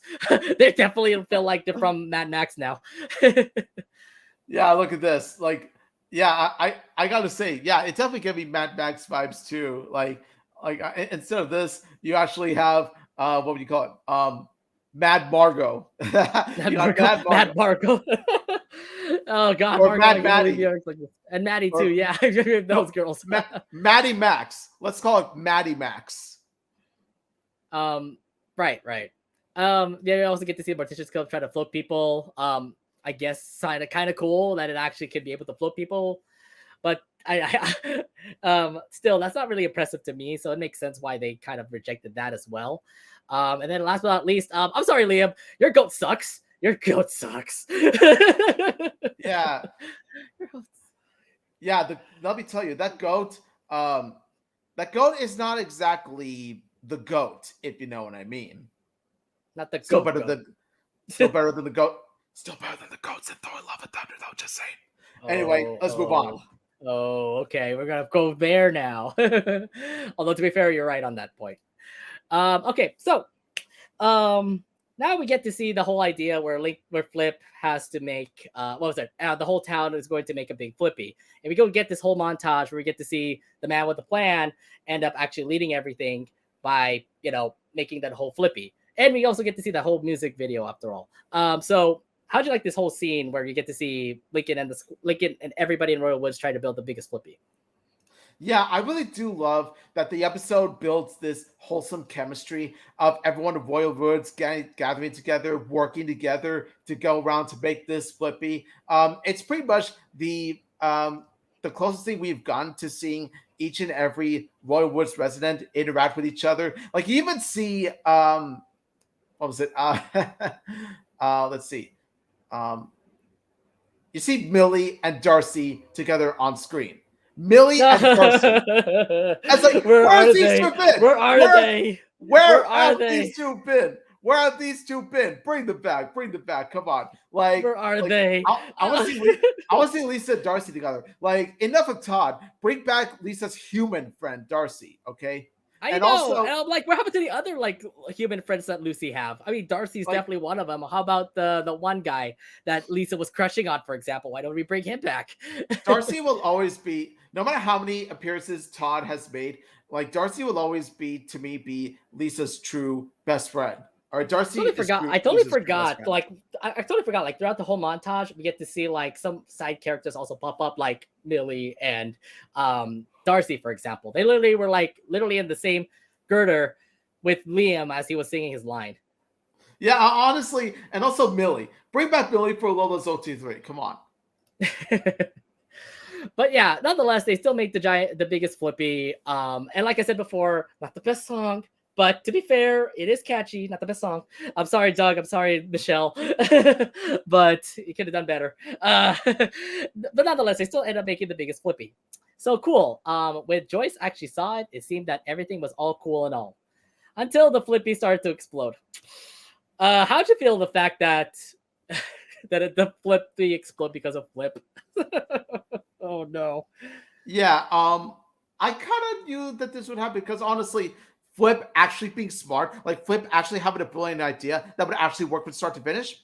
I'm sorry to say this, but actually, I'm not sorry to say this, but it would sound too good to be true. It honestly it was too good to be true. I sort of knew that Flip would screw up in some way.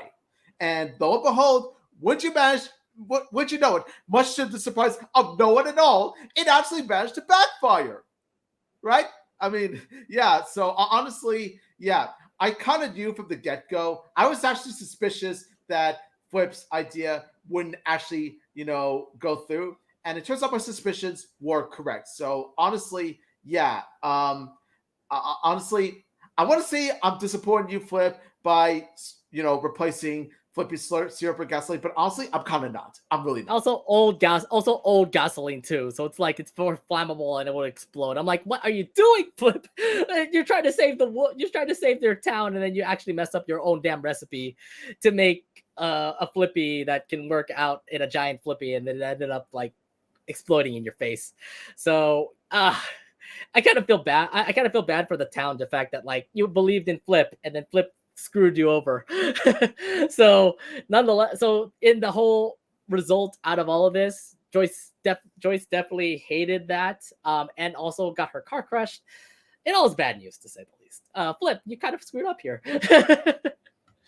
Yeah, but credit where credit is due. He did at least feel bad and apologize to the town for his screw up. So backhanded compliments on that. But even so, it doesn't change the fact that you really, old Gessling, you really didn't think that it would somehow turn out to be a bad idea. Seriously, what is wrong with you? Hmm. What's the flip? You should not What's the change flip? the recipe. You should not change the recipe. And if you do, you kind of had some bad results. And heck, because of that bad result, Joyce definitely would actually want to destroy the town now. I will come back tomorrow and destroy the town. I'm like, okay, well, this is all bad now. Yeah, this is one of those cases where you know how they say, don't cry spilled milk? Well, technically, this is the right time to cry over spilled Flippy. Just saying. That's true. So here's the thing, though. Now they have pretty much 1 day left until Joyce ends up destroying the town. So again, we go back to the man with the plan. And now Lincoln has a brand new idea to make a history lesson out of Royal Woods to show Joyce how impactful Royal Woods is. The thing is, this is not real. So what he's trying to do is just try to make a ruse where you get to see the history of the town and get to see like how Royal Woods became Royal Woods, like quote unquote Royal Woods. So how did you like this whole ruse here where Lincoln would lead Joyce to see the whole history of Royal Woods? Yeah, let me tell you. I love this entire scene where they got like these sets, the costumes, and everything to make to make Royal Woods look as old and historic as possible, down to the point where they got a horse carriage with them, like a horse carriage. Like you rarely see it, nowadays in a town like Royal Woods, especially. So of course they would give us another song, and of course that song is in the style of Hamilton, the hit Yeah, musical. I was just saying Yes, this. It definitely had a huge Hamilton vibe. I'm like, I love it. I love it because of the simple fact that, of course, I'm a huge fan of Hamilton. I have actually seen the actual, San Francisco Broadway musical. Granted, that SF1 is not the original Broadway musical that was no, in New the one with York, Lin Manuel Miranda. Okay. Ooh.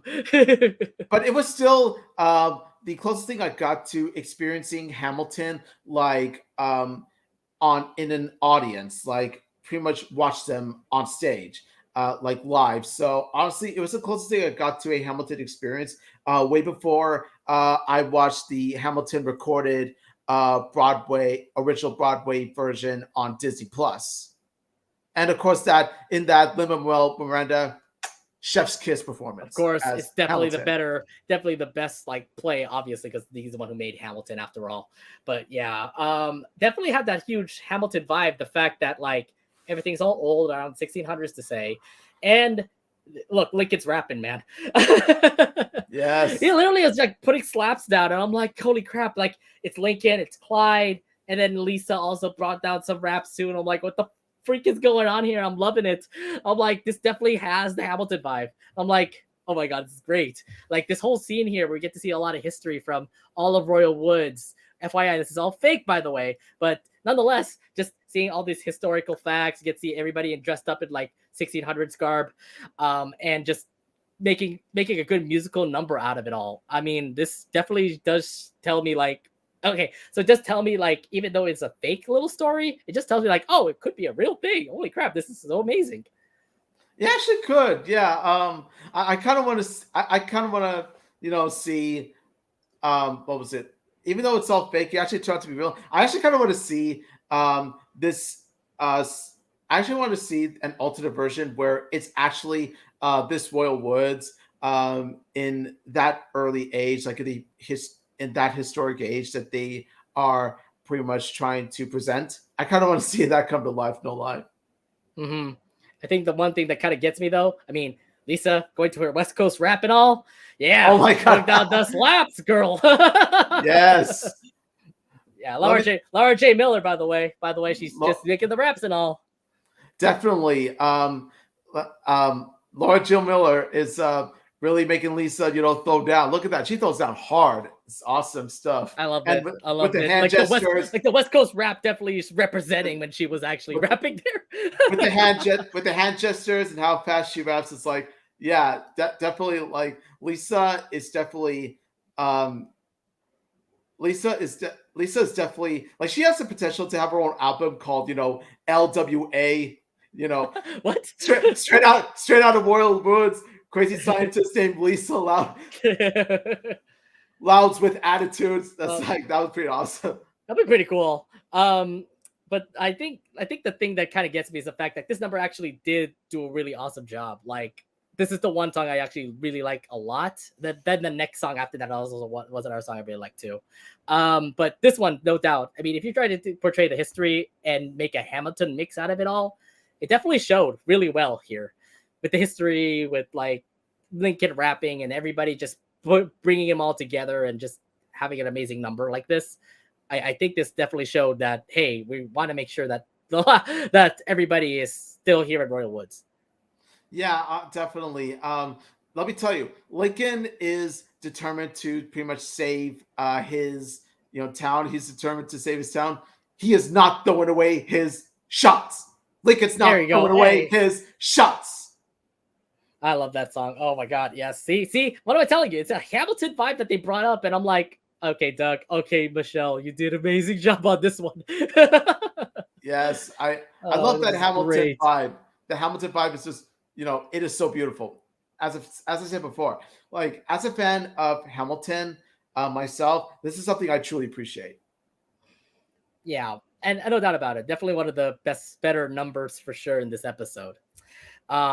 Now here's the thing. Now with the whole history lesson that Joyce ends up learning, it looks like Joyce was about to, pretty much say, "Hey, we're not going to destroy Royal Woods." That is until she noticed the crown, because it turned out to be one of Lola's crowns, and of course it's fake. And now she knows it's fake. How'd you feel about this part here, where Joyce realizes, okay, this is fake. Destroy the town now. Yeah, honestly, yeah, honestly, it was a given that she would see right through this facade. She would see right through the crown, and she actually discovers that it's actually the Miss Crowning Achievement Patrick Crown. Yeah, I like as much as I loved that musical number, and I love that whole Royal Woods history moment. Like it was beautiful. Definitely good use of the Hamilton reference. Definitely good use of the character animation and all that stuff. Let's be honest. We sort of knew that it would backfire later on, causing Lincoln to take one last measure in order to stop Joyce from destroying the town.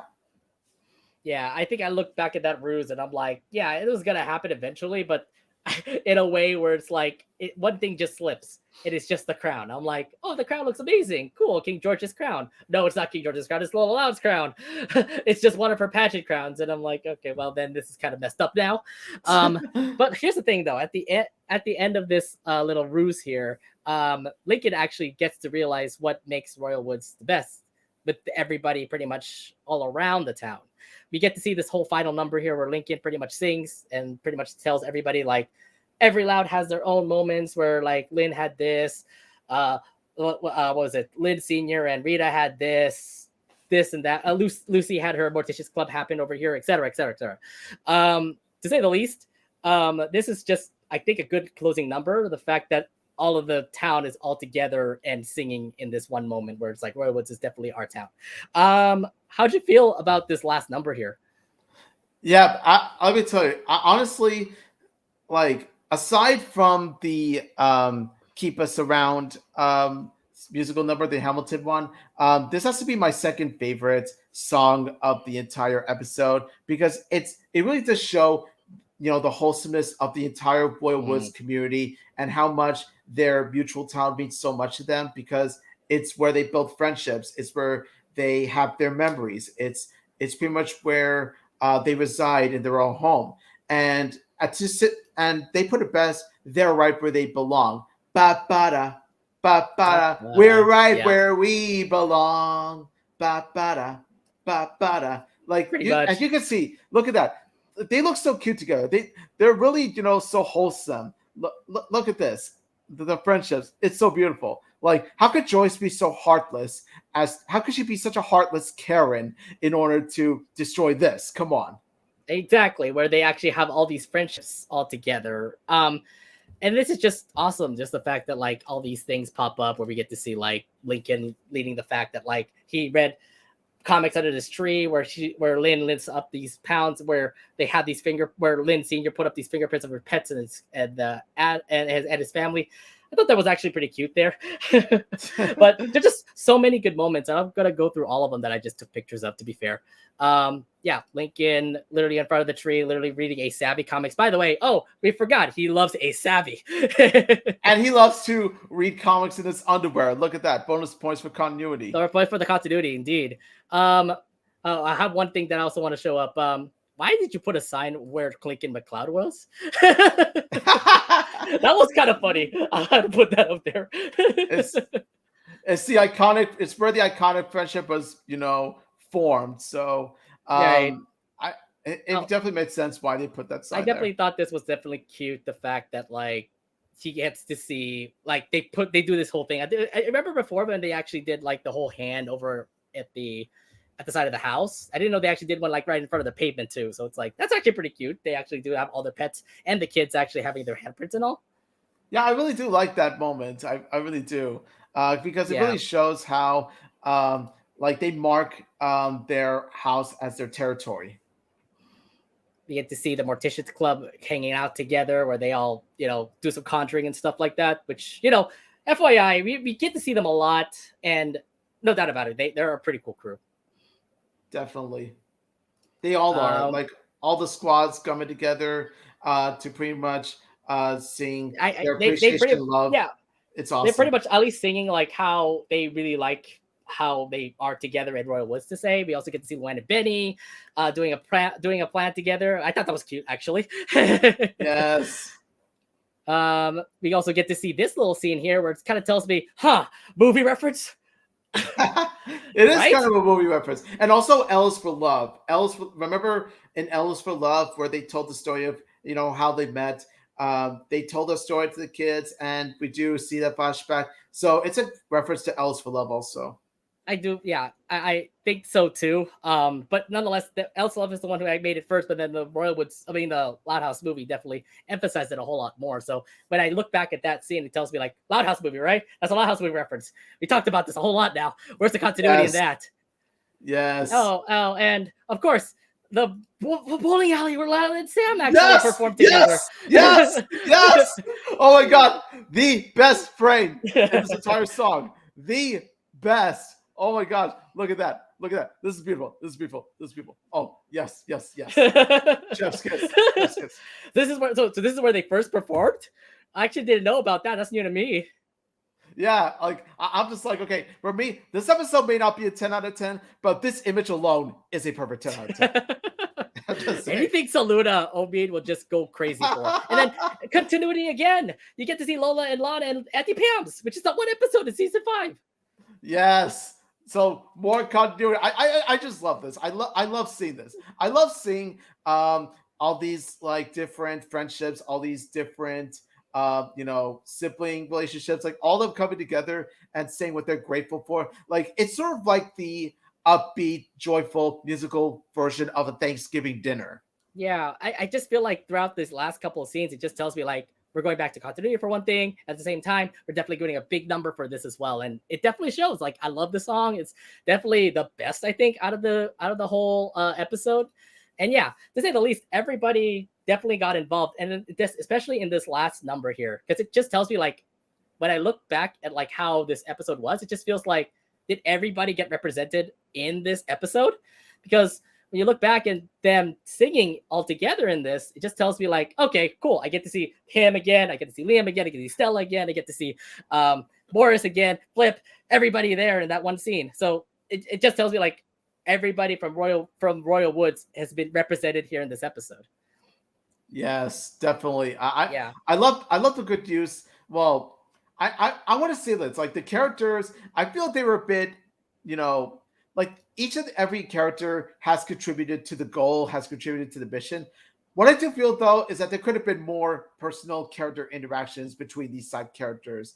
That was something that I felt would have lifted the episode more. But I really do like how all the characters gathered together as a community. They gather together as a community and they show what is truly the heart of Royal Woods.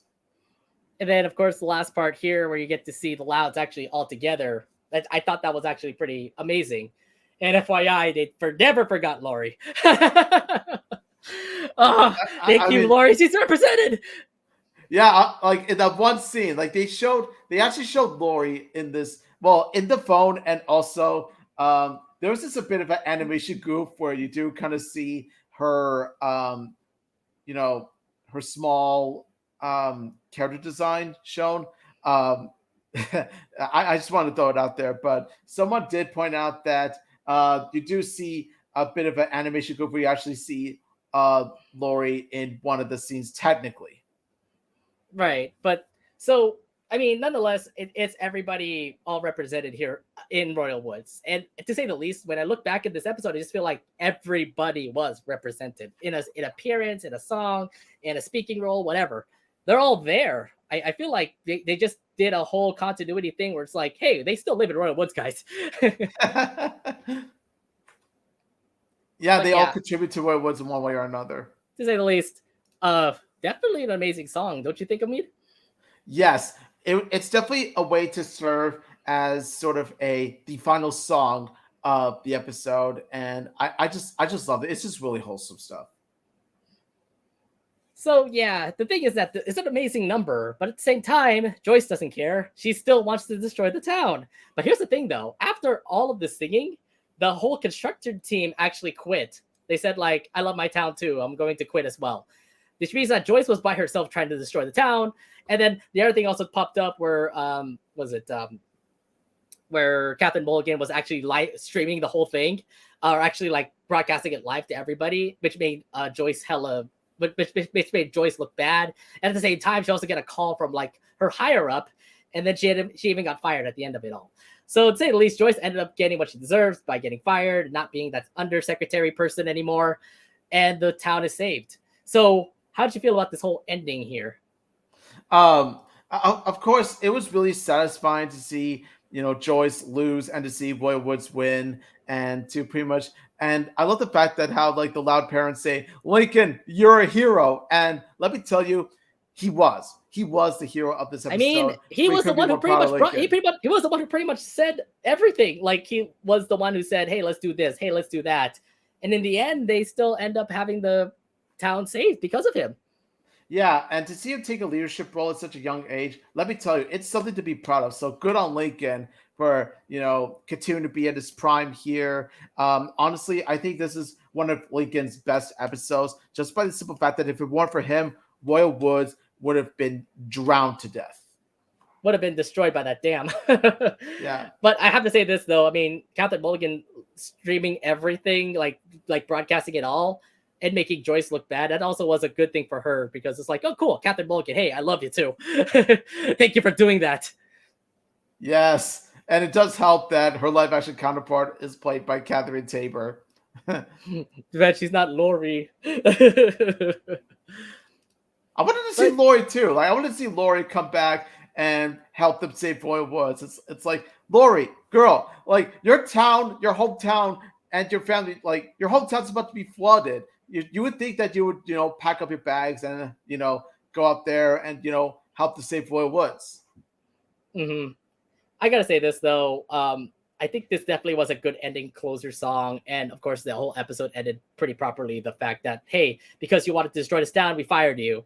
And in the end, the whole town got saved. And because of Lincoln's help and also with everybody else's help in Royal Woods, we get to see that they all work together. The whole town worked together. Like you get to see everybody in that whole town work together. I mean, you see Darcy and Millie, for example. So yeah, they were represented a little bit there. Yeah, there's some characters that never got represented. So I'm sorry to David. I'm sorry to Rocky, for example, because I don't think we're gonna see him anymore. Yo, justice for Rocky, man. I'm still putting it up. Hashtag justice for Rocky. I feel like there were some characters that never made it through. It just kind of tells me goodbye. I will not see you again. But it just tells me like, okay, cool. Stella's there. Rusty, Liam, Zach, they're there. The parents of Zach's are there. So it tells me like there's gonna be more of them coming up in the future. There's gonna be more of these characters coming up in the future. But I just love how they represented everybody in Royal Woods because it just tells me that it's not them without these it's not Royal Woods without these characters. There you go. Exactly. Yeah. Anything else you want to bring up from this episode? Nothing much I want to say, except nothing much I want to say except like honestly, yo, I want that soundtrack. I want that same. I want that Royal Woods soundtrack. You know what? I keep on telling you, like we end up getting really loud music as a soundtrack. Why don't we? We only have 4 songs in Save Royal Woods. Can we get that soundtrack? If anything, please let's get that soundtrack again. Exactly, because like I said, the songs are the best part of the episode. The musical numbers, the musical scenes, are what carry this episode for me. Now, also by Lincoln's leadership and the community coming together, of course. I gotta say this though. There's a lot of Saluna moments here. There were a lot of Saluna moments that happened. Look at that! Look at this! Look at this! This is beautiful. Like I might actually rank the episode higher after all. Look at this. Look at this. This is because of Saluna bias. I get it. So when we're gonna review the Hiccup episode, we're gonna put 10 out of 10, are we? You might as well place a bet on that. You might as well place a bet and say like it's Omede's gonna put 10 out of 10 because of the Hiccup episode because Sam and Luna were there. Yeah, like everybody like feel free to place your bets and place your bets on whether or not you think I'll give it a 10 out of 10 episode. Honestly, you're gonna have to find out and see for yourself, but chances are they're pretty much it's a 95% chance that I might give it a perfect rating. I'm pretty sure we'll give it 90. No, I'll give it a 97.5 right now. But I gotta say this though, if you're a huge Saluda fan, you definitely would love to have this as a poster, I would imagine. Like have this as your wallpaper. minus the Nick logo, by the way. If you could actually erase that, if anything. Yes, this image alone is perfect. It kind of reminds me, like, because we always keep on getting snippets. We watch the episodes. We always take snippets of the episode. I was thinking, like, if you want to share it to everybody, we could probably do that. If you all are interested, if you want to take our snippets and bring it up to you, whatever you want to do with your posts, let us know, and we can make a Patreon so you can actually be able to actually take these and be able to do whatever project you want with them. Yeah, that'd be great. Definitely. Like, I encourage you all to do it. Yeah, I'm just letting you all know we have an idea coming up. We might make a Patreon for y'all to actually take these pictures and scripts that we're making right now. Yes. Okay, but I got nothing else to say. I would say, but yeah, how would you rate Save Royal Woods? After really thinking about it thoroughly, and after all that I've watched, after all that I've discussed, like combining all the things together, I'm gonna have to say it's actually going to be an 8 out of 10. Wow. Yes. Wait. Were you rating it lower than 8?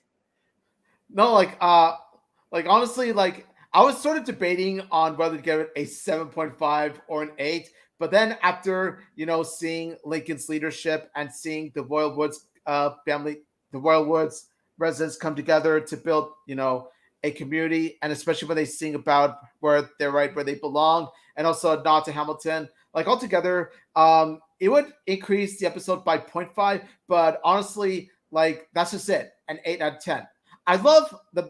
There are certain aspects I love about this. Like I said, Lincoln's leadership, love it. Hamilton musical number, love it. The musical numbers themselves, love it. The songs themselves, love it. And of course, Royal Woods come together, love it.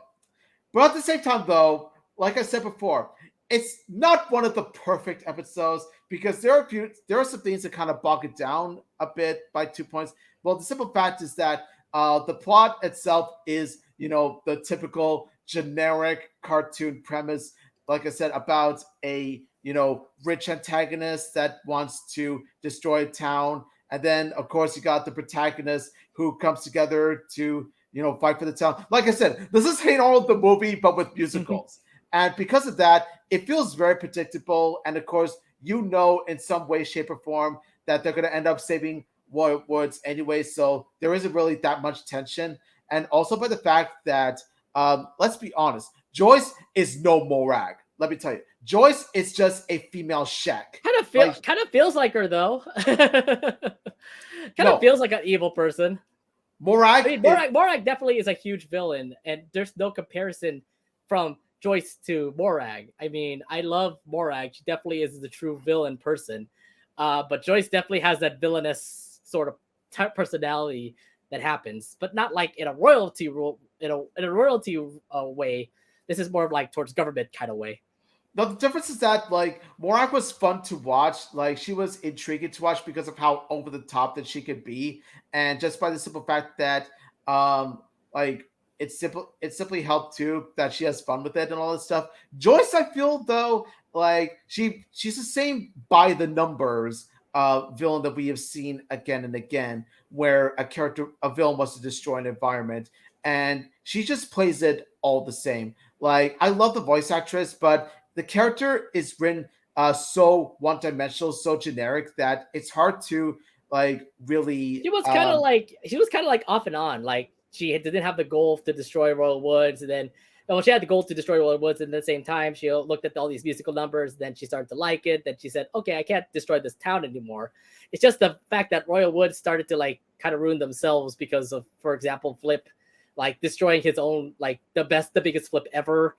I'm sorry, destroyed the biggest flippy ever. After what was something stupid from Flip, the whole fake history thing. Like I understand Royal Wood's big dedication that they will do whatever it takes to make sure Joyce like gets off of destroying Royal Woods. Like she has the whole planet intact, but there are ways for her to actually precede her from not destroying the town. But it just gets ruined because of what Royal Woods is doing. Exactly. Like honestly, like I said, like there isn't any way that I can look at her and view her as a memorable villain, just by the simple fact that, like you said, you put it best, she's pretty much an on and off villain. Like she's just there just to say, "Oh, I'm going to destroy the town. I'm going to destroy the town," and that's kind of it. Like she doesn't really take much action in order for us to view her as like a powerful, threatening villain. She just comes and goes. Yeah.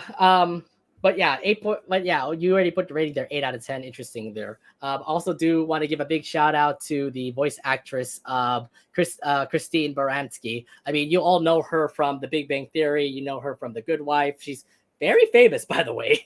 And for her to actually become a villain here in Save Royal Woods, I'm just like, okay, I didn't know you could sing. First off, I didn't know you could sing. Like you definitely can sing when you've heard that first number. So like I'm glad that they actually end up getting like a really awesome celebrity to actually be a part of this episode, and it definitely shows. Like you can totally hear her voice in as Joyce, and like I said, never actually get to see her sing, and it worked out. So yeah, I think for Joyce, she definitely was she definitely was the antagonist character that I think is like a good portrayal of like how a villain is supposed to be. Not like Morag villainous, but more like, like an antagonist. What's an antagonist supposed to do? Obviously be the opposite of what the good guys are. So the good guys are trying to save the town. Of course, she wants to destroy the town because of her own like her own gain of making Michigan like so beautiful to say. So yeah, I mean, you get this whole script here where like you have to take down the villain. How do you do that? By having Roy Woods do a lot of things to make sure that Royal Woods is like more memorable. Like what Joyce is saying is that the town kind of sucks because there's nothing historical here, and then you get to see how Royal Woods is going to like you get to see like how the town was trying their best to make sure Royal Woods is like really stands out with the biggest flippy, with the whole historical musical number that was fake, and in the end though, where everybody was all together singing, I thought that was just the best, like the cherry on top of like of a really good episode to say. I really do think this was a good musical episode, like not as good as Really Loud Music, but I mean the fact that you actually end up getting Michelle and Doug back it tells me like this is kind of like really loud music too, but with the whole town, not Luna Loud. Yeah, So honestly, yeah, obviously not as good as really loud music. Okay, let's be honest. Really loud music is S tier. Like really loud music is still the best loud house musical episode. Just I like mean, there's only like a couple musical episodes, but I gotta say, no, wait. We have the Loud House movie. That's a musical. okay, I take it back. Loud house movie is what comes to mind also. So Yeah. But I gotta say this though, definitely awesomely scripted. Like I said, there's a couple songs here that I kind of miss. I hate the Flippy song. I'm sorry. But we get to see what the whole episode is supposed to be. Royal Woods going together to take down a government person that's supposed to destroy the town for her own personal gain or for the whole state's personal gain. And they all work together with like some plans backfire here and there.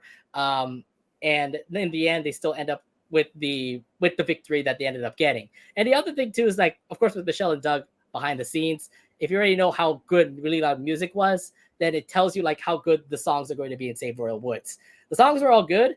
Like 3 out of the 4 were all good. And they actually all correlate together. I mean, like the freaking Hamilton Bop. Literally, that was a good song. It was no doubt one of my favorites. But the one at the end, we belong.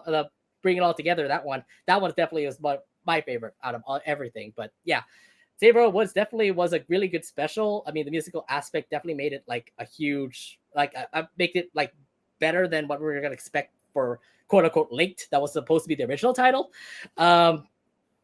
And no doubt about it, I think like with the whole mix up of actually changing the title Save Royal Woods and actually making the musical aspect out of this makes the whole episode a whole lot better. And the story definitely was an awesome story. I got no complaints. I have to say, I like this special. It's definitely huge. I'm gonna rate it 9.5 out of 10. 0.5, like I said, Flippy music sucks.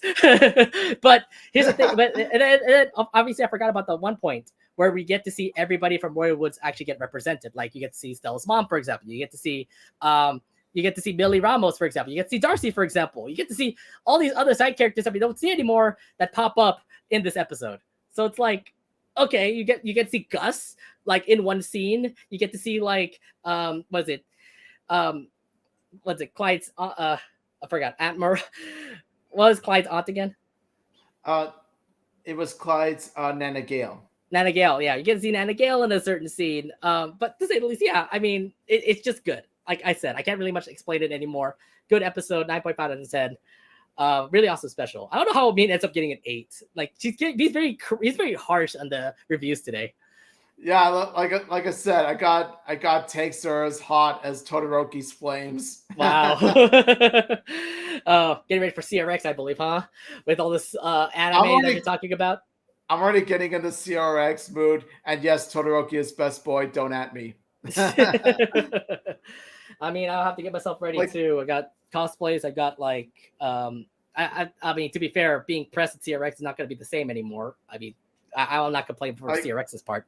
Like I said, like Save Royal Woods works much better as a musical than an actual episode story. Let's just put it that way. Right. But yeah, I mean, to say the least, like I said, it's awesome to see this episode. Really good special.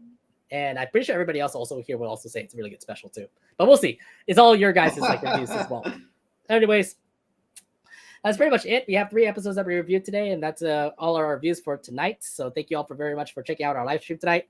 Remember that you can also listen to our Loud Casa Talks podcast on all podcast providers: Spotify, Anchor, Google Podcasts, Apple Podcasts. Wherever you listen to podcasts, we're going to be there. All our episodes are going to be there. So if you're wanting to miss out on what's been missing in the Loud Casa Talks, please check it out. And also, please subscribe to our YouTube channel as well. If you're watching on our YouTube, just go ahead and hit that red button to subscribe and hit the bell just to be notified when we'll come on next. And then, of course, if you're watching on our Twitch live stream, yes, please follow our Twitch channel, twitch.tv/LoudCasaTalks. We love to actually have more followers as well. Once we hit 50, we're going to have like a big party because we become affiliates. So yeah, hopefully we get more followers because we love to actually do more of these streams for you guys. Please. Next week, we're going to have a brand new episode where we're going to review the latest Casa Gardens episode, Sidekickin' Chicken, Silent Fight, Kicks a Bot, and Salvador Doggy. So all 4 of those episodes we're going to be reviewing next week. So hope you guys will be here next Wednesday as we review those episodes. Yeah, definitely. Can't wait to go back from Royal Woods back to all the way to Great Lake City again and take a look at these 4 episodes. For sure. All right, but yeah, I would say this fun night.